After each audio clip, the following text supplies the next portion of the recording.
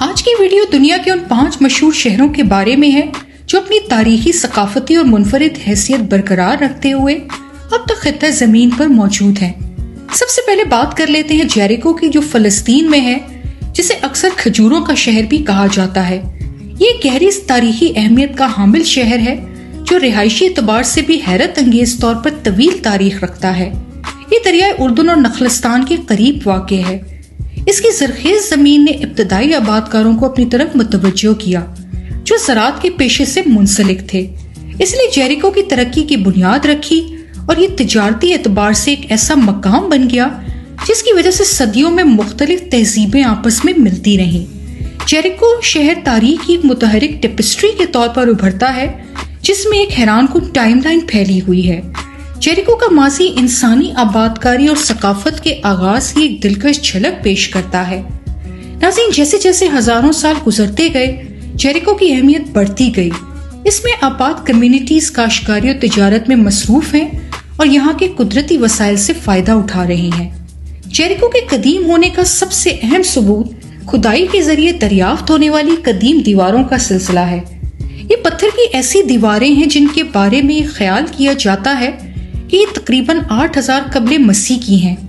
یہ دیواریں نہ صرف دفاعی ڈھانچے کے طور پر کام کرتی ہیں بلکہ شہر کی سماجی اور سیاسی تنظیم پر بھی روشنی ڈالتی ہیں۔ یہ شہر مختلف مذہبی داستانوں میں بھی نمایاں طور پر موجود ہے۔ جوشوا کی بائبل کی کہانی اور جیریکو کی جنگ، فتنے کا پہاڑ۔ خیال کیا جاتا ہے کہ یہ وہ پہاڑ ہے جہاں حضرت عیسیٰ کو شیطان نے آزمایا تھا۔ زائرین اور سیاح یکساں طور پر ان مقدس مقامات کی طرف راغب ہوتے ہیں اور اس شہر میں آتے جاتے ہیں۔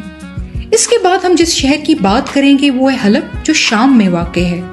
حلب ایک ایسا شہر ہے جس کی تاریخ 6000 سال پر محیط ہے۔ تجارتی راستوں کے سنگم پر واقع حلب شہر کی تاریخ مختلف ثقافتوں اور تہذیبوں کے دھاگوں سے بنی ہوئی ایک بھرپور ٹیپسٹری ہے۔ ابتدائی دنوں سے حلب کے اسٹریٹجک مقام نے اسے تجارت اور ثقافتی تبادلوں کے مرکز کے طور پر رکھا۔ اسی سے اس کی اہمیت میں اضافہ ہوتا چلا گیا۔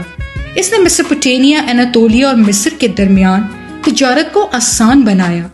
مشہور شارع ریشم اپنے دروازوں سے گزری اور اپنے ساتھ سامان اور خیالات لے کر آئی۔ حلب کی تاریخی شناخت کا مرکز حلب کا قلعہ ہے، ایک بہت بڑا قلعہ جس نے شہر کی حفاظت کی ہے۔ یہ مختلف سلطنتوں کے عروج و زوال کی گواہی بھی دیتا ہے۔ سلجوقوں، بازنطینیوں اور عثمانیوں تک مختلف تہذیبوں کے ذریعے اس کی تعمیر اور ترمیم بھی کی گئی۔ سوق المدینہ یا شہر کا بازار حلب کے تجارتی ورثے کے زندہ ثبوت کے طور پر کھڑا ہے۔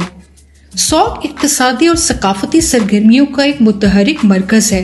تنگ گلیوں میں سٹالوں سے بھری ہوئی مسالوں اور ٹیکسٹائل سے لے کر دستکاری اور مٹھائیوں تک ہر چیز فروخت ہوتی ہے۔ اب بات کر لیتے ہیں یونان کے شہر ایتھنز کی۔ ایتھنز ایک ایسا شہر ہے جس نے جمہوریت کو جنم دیا اور فکری روشن خیالی کو پروان چڑھایا۔ یہ شہر مغربی تہذیب کے بنیادی اصولوں اور کامیابیوں کی روشنی کے طور پر کھڑا ہے۔ ایتھنز کا سنہری دور 5ویں صدی سے 14ویں صدی تک پھیلا ہوا ہے۔ اس دوران جمہوریت وہ سیاسی نظام قائم ہوا جو شہریوں کو حکمرانی میں حصہ دینے کا موقع دیتا ہے۔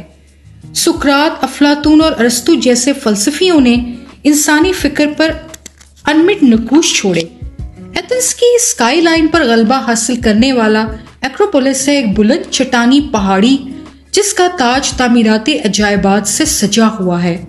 ایگورا ایک مرکزی بازار اور شہری اجتماع کی جگہ نہیں، یہاں پر ہر شہری بحث، مباحثے اور فیصلہ سازی میں مصروف نظر آتا ہے۔ اس کے بعد ہم بات کریں گے بھارت کے شہر وارانسی کی، جس سے بنارس یا کاشی کے نام سے بھی جانا جاتا ہے۔ یہ ایک روحانی مرکز کے طور پر کھڑا ہے۔ دریائے گنگا کے کنارے واقع ہونے کی وجہ سے اسے ہندو مت اور بدھ مت میں ایک مقدس مقام کا درجہ حاصل ہے۔ ہندوؤں کا ماننا ہے کہ یہاں دریائے گنگا میں نہانے سے وہ گناہوں سے پاک ہو جاتے ہیں۔ یہاں کی روزمرہ کی زندگی میں رسومات، تقاریب ایک امپورٹنٹ حصے کے طور پر شامل ہیں۔ یہ شہر صدیوں سے علم اور فنون کا مرکز رہا۔ شہر کی تنگ گلیاں قدیم مندروں اور ثقافتی اداروں سے بنی ہوئی ہے۔ بنارس ہندو یونیورسٹی، جس کی بنیاد 1916 میں رکھی گئی، اسی شہر کا حصہ ہے۔ यहाँ पर मौजूद काशी और शेवनाथ के मंदिर हिंदुओं के लिए अहम ज़ियारत गाहें हैं। इसके बाद हम बात करेंगे चीन के तारीखी शहर शयान की, जो पहले चांगान के नाम से जाना जाता था।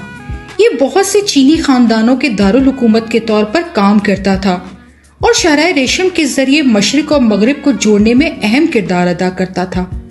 इसकी तारीखी अहमियत इसके स्ट्रेटेजिक महल वकूअ के साथ साथ सकाफती और इक्तिसादी संगम के तौर पर इसके किरदार की वजह से है। टेराकोटा आर्मी एक आसारे कदीमा का मोजा शयान के करीब ही दरियाफ्त किया गया था। शयान शहर की दीवारें, जो मंग खानदान से ताल्लुक रखती हैं, पुराने शहर को रोके हुए हैं और एक किले के तौर पर शहर के माजी की झलक पेश करती हैं।